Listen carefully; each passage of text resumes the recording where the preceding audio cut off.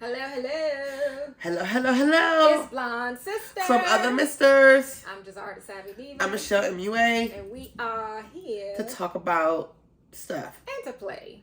Because we haven't talked about stuff or played in a good little bit. Time. It's been a few months. And I don't think it's been that long. It had. I think the last one we recorded was in June. Couldn't have been that long. It's been since June. Yes. Okay. It's been a lot going on. But, yeah. But we're back. We have a lot to talk about. Yep. We've been having conversations and laughing and like, okay, we should talk about this. We should talk about that. Yep. So today we're going to kick it off with our rant, our weekly rant. So our weekly rant, since it's all these things going on and everything is political, like the whole world is following our political system. And so let's talk about something less tragic other than what's happening on Pennsylvania Avenue. Let's talk about the Virginia gubernatorial race between Abigail Spanberger and Winsome Earl Sears. Yes. This is one of the first times in my life that I am not voting for everybody black. Exactly. Now, I don't have a Virginia vote, but I'm imploring my Virginia people, please make an effort to go out, give me a birthday gift, and go vote for that other lady, not for the gray lady. The gray lady. She's great. I just want her to get a stylist and a hairstylist and for them to give her a little balance. I'd like for her to find some edges. Edges? And I like for her to moisturize. She always looks a little ashy to me. She looks like she needs to go through dialysis. And don't do... That's not nice. Okay. She looks like she needs to go through dialysis. She has like liver failure or something. She should look into that. Huh. She should look into that. I didn't think on the medical side of it. Yeah, it probably is a reason why. She's very sallow is the word we use. Yeah. Anywho. Gray. She looks like a meat popsicle. The name itself. So I've never heard of the name Winsome. And especially for a male. I'm sorry. A female. You know, she's really... You know, her main thing... I think she's part R-type. Like, I really think that there's something that does not connect.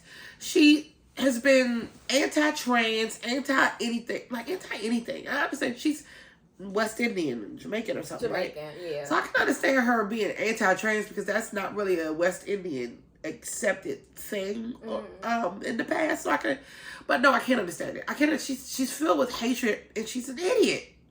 So the clip that I saw was when I think they were showing comparison between her and her running Abigail opponent. I'm sorry, not running mate. And so she basically was on the mic talking about solar energy, and when I heard her say she was against it because how are you going to be able to turn something on when the sun goes down and the batteries aren't working? I was like, what is she talking about? She said something similar to, first of all, what annoyed me is that every time she answered the question, she called that lady Abigail.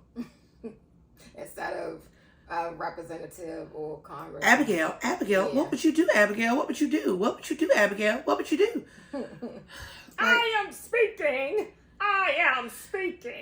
No one wanted to hear you speak, lady, because you think when the lights go out, when the sun goes down, the lights are not going to happen. And when the wind, what happens when the sun goes down and the wind's not blowing, Abigail? What are you going to do then? Yes. And everybody in the audience was looking at each other like, what? What is she talking about?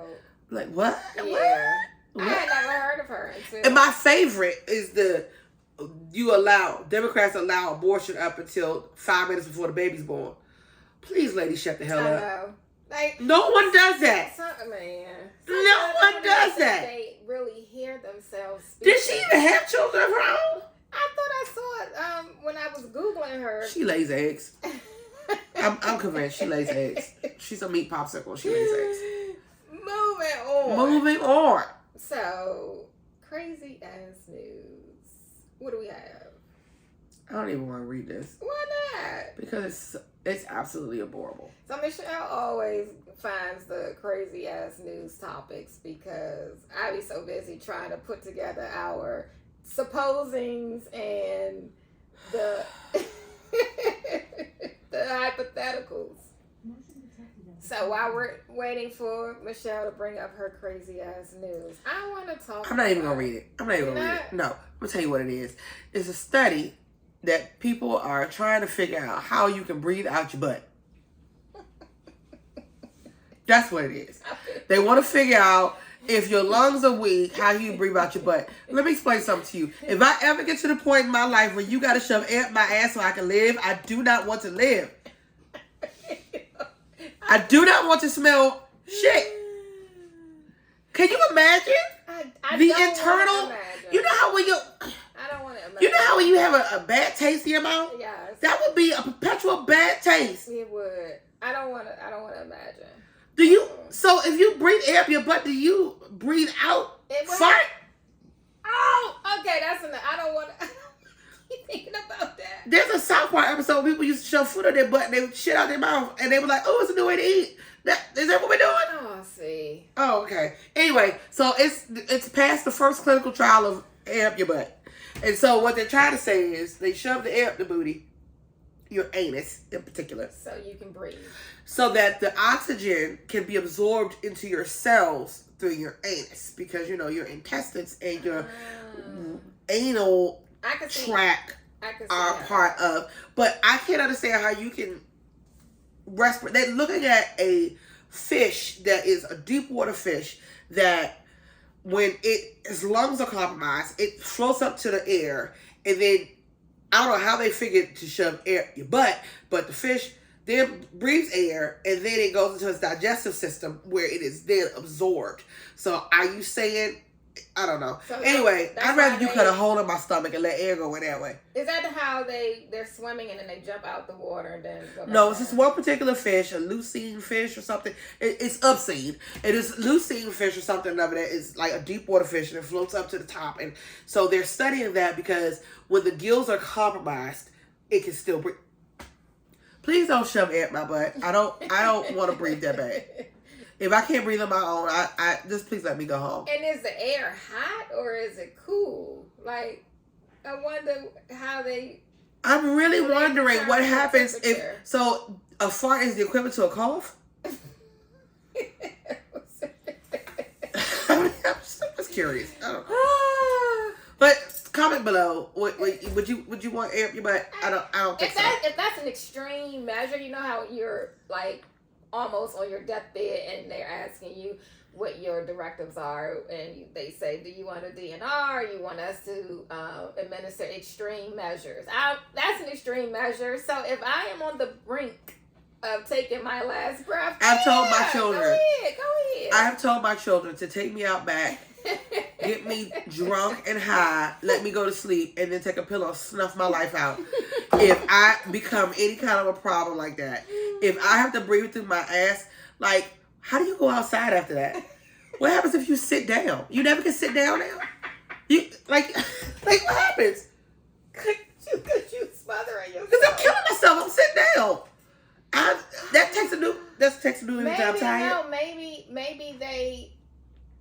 No. We go too far down here. No, I know. We're going too far in the weeds with this. But maybe it's a tube. What if I fall asleep sitting up?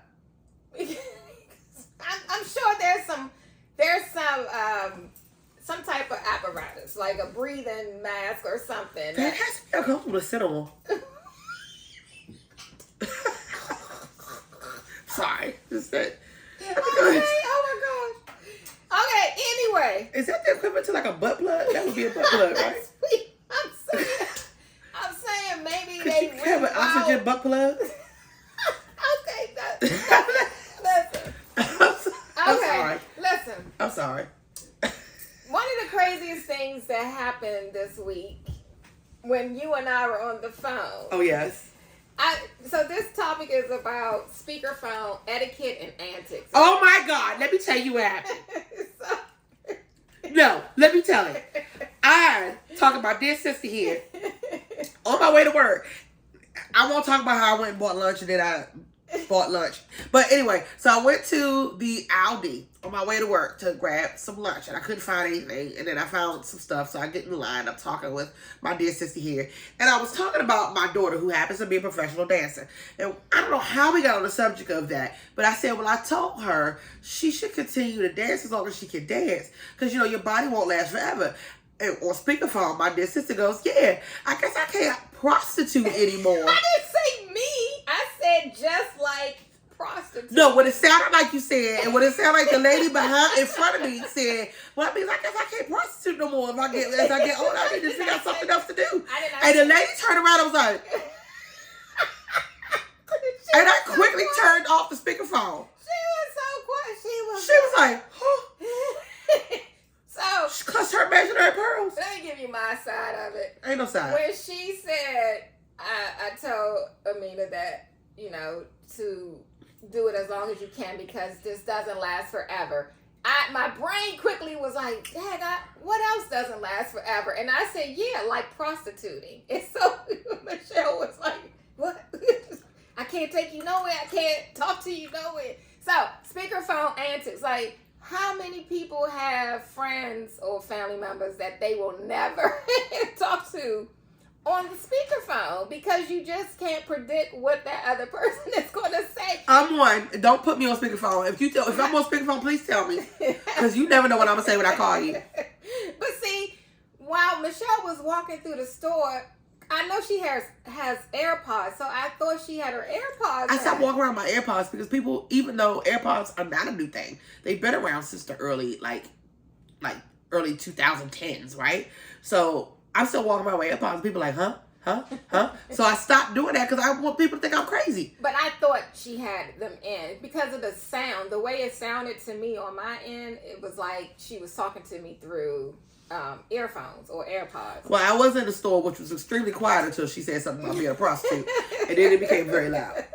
Well, the lady the silence was deafening when she turned around and clutched her pearls. I was like, I heard Michelle gasp. She was like, because the lady turned around and was like, what? Like she all in your business. Well, she wasn't my business anyway. That was a whole other story. Anyway, so who's your buddy that you can't put on speakerphone or have to have that PG warning with? And then also, what are things that ain't gonna last forever? And what's not gonna last forever?